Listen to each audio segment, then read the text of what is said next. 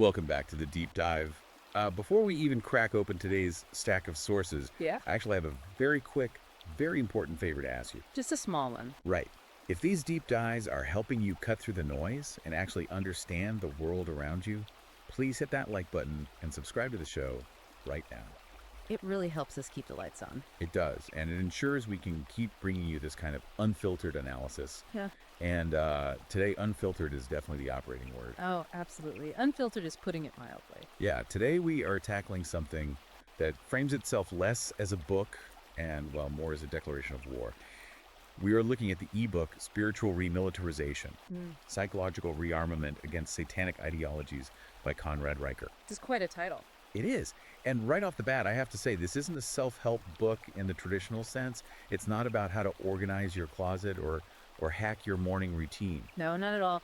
Riker is very explicit in his introduction. He calls this text a weapon. He's really not interested in comforting the reader. He is interested in arming them. Exactly. It's designed for the man who feels that specific burning in his gut, that sense that something is fundamentally structurally wrong with the world, and that he's been lied to about what that something actually is. And we should clarify the target audience here. He describes this as a blueprint for the red-pilled man, the men's rights activist, or really anyone in the manosphere who is done playing defense and wants to go on the offensive. Yeah, he says it's for the lion who seeks to dethrone false idols. Right. Now, before we really dive into the deep end, we need to make something crystal clear to you listening. We are dealing with highly charged, very provocative source material today. Extremely charged. Yes, and whether the content leans right-wing, left-wing, or anywhere between, we are not taking sides. We are not endorsing the viewpoints of the author or any political faction. Our mission in this deep dive is strictly to impartially report on the content provided and convey the ideas contained in the original source material. We are just here to break down the argument so you can understand what's actually in this text. Exactly. We're just the messengers. So if you are looking for a comfortable, easy listen that validates the mainstream narrative, this is where you might want to tap out. But if you want to understand the blueprint for what Riker calls a new manosphere Jerusalem, you're going to want to stick around. And honestly, if this sounds like the kind of tactical manual you've been waiting for, you should head over to Amazon Kindle or Google Play Books right now and buy the full ebook. What we're doing today is just the recon. The actual weaponry is in those pages. Should we get right into the diagnosis? Because he starts with a very heavy concept. The PSYOP. Yes, the PSYOP. Let's unpack this. The book opens by telling the reader that they have been under siege their entire life. He describes an invisible war that is embedded in literally everything. Our education systems, the media we consume, even the corporate hierarchies we work in. Riker uses a specific term for this. He calls it the phantom front. The phantom front. The core idea there is that men have been conditioned to believe they are free, when in reality, they are operating inside a psychological prison. He has this very striking line that sets the tone for the whole book. He says, men have mistaken the chains placed upon their minds for fashion accessories. Wow. That is a brutal image. I mean, it implies that men are actually proud of the very things that restrict them. Precisely. The argument here is that male biological imperatives, chivalry, the instinct to protect women, the drive to provide, even basic male empathy, all of that has been weaponized against men. He describes it as a parasitic mechanism, right? He does, because you aren't just fighting a standard enemy, you are fighting an enemy that knows your source code. Yeah. They use your own virtues to disarm you. Which leads to probably the most provocative term in the entire book. He describes the modern ideological landscape using the term men camp. Right. Now, obviously, we have to unpack that because it is a radioactive term. Very radioactive. Riker is intentionally drawing a parallel to the rhetorical frameworks used by totalitarian regimes of the 20th century. He's arguing that modern feminist literature and academic grievance studies operate on the exact same logic of authoritarian scapegoating. So, just as historical tyrannies needed a phantom enemy to mobilize the mob. Modern ideology has created the toxic male, or the patriarchy. Right. In this text, the patriarchy isn't a real system of governance. He describes it as a linguistic shapeshifter, an unfalsifiable conspiracy theory. Unfalsifiable meaning you can't ever disprove it. Exactly. If it rains, it's the patriarchy. If there's a wage gap, it's the patriarchy.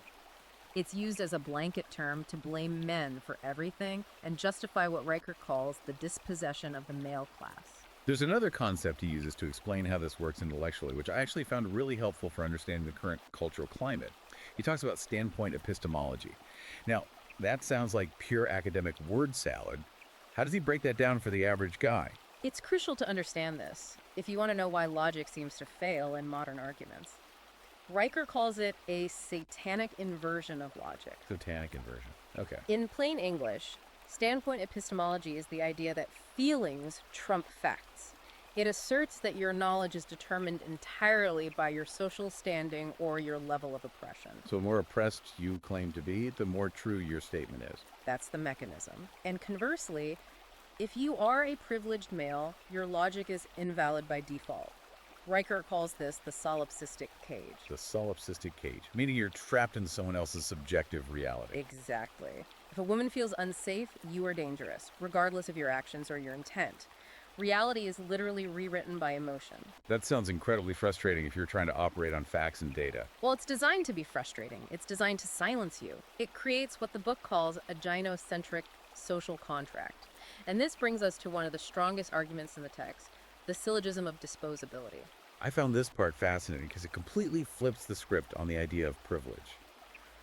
The book argues that men are actually the exploited class. Walk us through the logic there. The premise is quite simple. A privileged class is not coerced into dying. Right. But look at history. Look at the law. Men are the only ones subject to military conscription.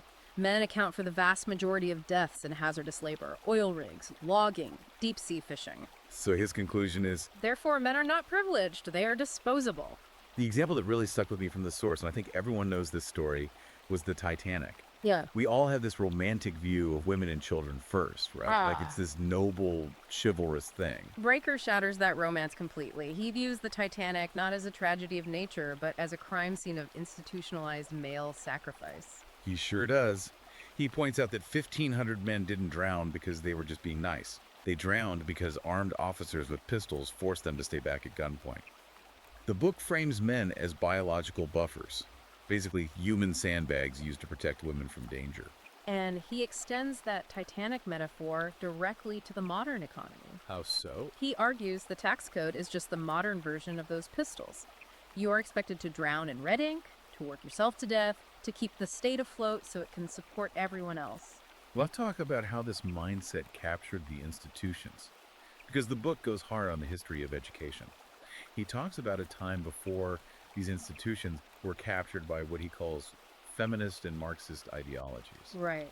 He describes modern universities as indoctrination mills.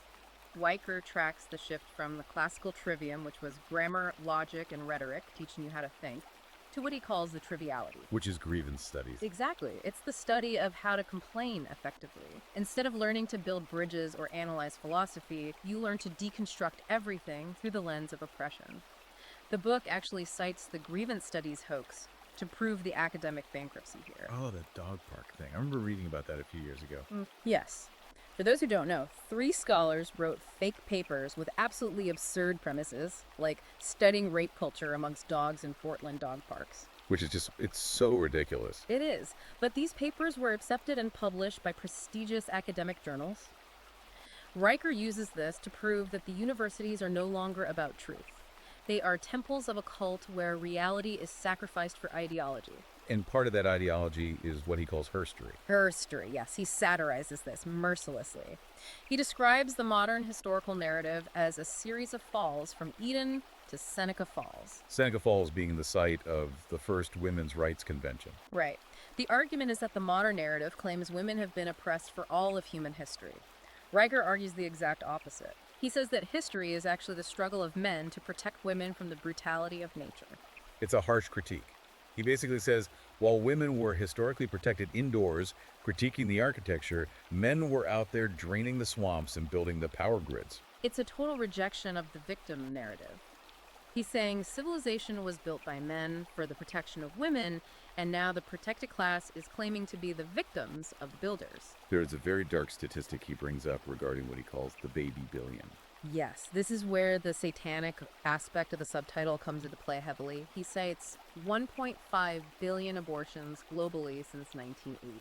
1.5 billion. He frames this not as healthcare, but as a blood sacrifice on the altar of the self.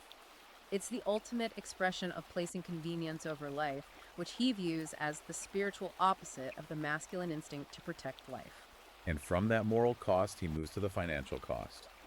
The fiscal burden of the matriarchy. What's the math he uses there? The math, according to the source, is that men pay the vast majority of net federal income taxes, while women are net consumers of state resources. So it's essentially a wealth transfer. A massive one. From producers, mostly men, to the coalition of the aggrieved. He argues the state acts as a proxy husband. A proxy husband. Yes. Extracting resources from men via taxation to support women, who then vote for big government to ensure that extraction continues. And within the corporate world, this shows up as DEI. Which Riker redefines as displace everyone intelligent. I laughed at that, I have to admit. Yeah. But the example he uses is James Damore at Google. Why does he focus on that specific case? It's the perfect case study for his argument about the war on logos. James Damore was an engineer who used logic and data to suggest that maybe biological differences, not sexism, explain why there are fewer female engineers in tech. You didn't go on a rant, he just wrote a reasoned memo. And he was fired immediately, fired and publicly shamed. The book uses this to show that logos, meaning logic, reason, facts, is now treated as a hate crime if it contradicts the feminist imperative. You cannot reason with the system because the system is immune to reason. So we've got a captured education system, a rigged economy, and a culture war where logic is basically outlawed. If you stop there, it's pretty depressing. But the book is titled Spiritual Remilitarization. So what is the solution? I assume we're not just sitting around complaining on the internet. No, and Riker is very clear about that. He says, the war for your soul is over. You have won. Now you have to act. The core solution is a return to logos over chaos. Order over emotion. Correct. He suggests a syllogistic boot camp. You have to literally relearn how to think using deductive reasoning because that is the only weapon that cuts through emotionalist garbage. You have to train your brain to reject emotional manipulation entirely. And he gives some really specific physical practices too. Thermogenic prayer. This stood out to me because I absolutely hate cold showers. Most people do, which is exactly the point. He advises using cold water exposure, freezing showers, ice baths, not just for health, but as a spiritual act of defiance. How is shivering in an ice bath defiance? I mean, who are you defying? It burns away the fat of the ego. It rejects the modern comfort that keeps you docile. Riker argues that modern society seduces you with comfort. By choosing pain, by choosing the freeze, you harden the mind. If you can master the freeze response in the shower, you can master the emotional response when society screams at you. Speaking of hardening the mind, he talks about the inner citadel. This is straight stoicism, directly referencing Marcus Aurelius. Riker advises creating a gated community of the mind. You have to cut the cord. No mainstream media, no Netflix, and absolutely no doom scrolling. He calls doom scrolling intellectual masturbation, right? He does. He says every minute you spend complaining online is a minute surrendered to the enemy. You need to starve the beast of your attention. Stop consuming their propaganda. That leads perfectly into his rebranding of MGTOW men going their own way. A lot of people think of that as just guys giving up on dating or taking their ball and going home. But Riker frames it differently. He frames it as a strategic general strike. He uses the analogy of the 1981 PTO air traffic controllers strike. Break that down for us. How does a labor strike apply to dating and marriage? The idea is that male labor, male attention, and male protection are the electricity that runs civilization. Civilization cannot function without men doing the hard, dangerous, and dirty jobs. Right. If you withhold that, if you stop validating, stop protecting, and start producing for a system that hates you, the system collapses. It's not about being lonely, it's about economic and social warfare. You are removing your battery from their machine. So it's a strike until the conditions change. Mm-hmm. But while you're striking, you have to build something else. This is the parallel structure he talks about. This is the visionary part of the book. He talks about building a new manosphere Jerusalem, a techno-traditional future. You don't ask for permission to enter their institutions. You build your own that are simply better. And going gold is the economic strategy for that. Right. Referencing Atlas Shrugged. Right. Riker advocates using Bitcoin and cryptocurrency to escape the fiat currency tax farm. Tax farm. Yeah. I love that imagery. It's very vivid. He argues that by using crypto and the gig economy, you bypass corporate HR departments, which he calls the ideological gatekeepers, and you minimize your taxable footprint. You stop funding the very state that wants to replace you. And it's not just digital. He talks about the treehouse protocol. This is about physical spaces, Yeah. creating male-only clubs, legal defense funds, and communities that are lawsuit-proof and ideologically hermetic. Meaning sealed off. Exactly. Basically, you build spaces where the woke mind virus literally cannot enter because you don't let it in. You verify everyone at the door. And the most important institution to recapture, according to Riker, is the family. Specifically, the resurrection of the patriarch. This is the long game. He calls for fathers to remove their sons from the state school system immediately. He views public schools as moral castration centers designed to turn boys into defective girls. So homeschooling isn't just a nice option for him, it's a requirement. In this blueprint, yes. You have to raise your sons with logic, stoicism, and martial discipline to ensure they aren't indoctrinated. You are biologically manufacturing freedom fighters for the next generation. It really is a total overhaul of lifestyle. Before we get to the ending, I just want to remind you listeners, if this blueprint sounds like the strategy you've been looking for, you need to get the full manual. Check Amazon Kindle and Google Playbooks for spiritual remilitarization. We can only cover so much here, and there are chapters on specific legal strategies we just don't have the time for today. The ending of the book uses a really clever reinterpretation of a classic fable, The Boy Who Cried Wolf. I love this part. In the version we all know, the boy is a liar who plays tricks and eventually gets eaten by the wolves. But in the red-pilled version Riker presents, the boy isn't a liar at all. He is the red-pilled manosphere. He is screaming that the wolves are coming, demographic collapse, economic ruin, cultural decay. He sees the danger clearly. But the villagers don't listen. The villagers are the NPCs, the blue-pilled masses who are comfortable in their ignorance. They mock him, call him an alarmist, call him an incel, tell him to just be quiet. So what does the boy do? He stops screaming. Exactly. He realizes shouting is useless. He stops trying to save people who don't want to be saved. He builds a fortress. He stocks up on ammo. He trains. And when the wolves finally come, because the wolves are real, the boy survives in his citadel while the villagers who mocked him are devoured. That is a chilling but incredibly empowering message for his audience. It's not about saving everyone, it's about saving yourself and your brothers who are willing to listen. It transitions into what he calls the final crusade. But he clarifies this isn't fought with swords, it's fought with relentless logic.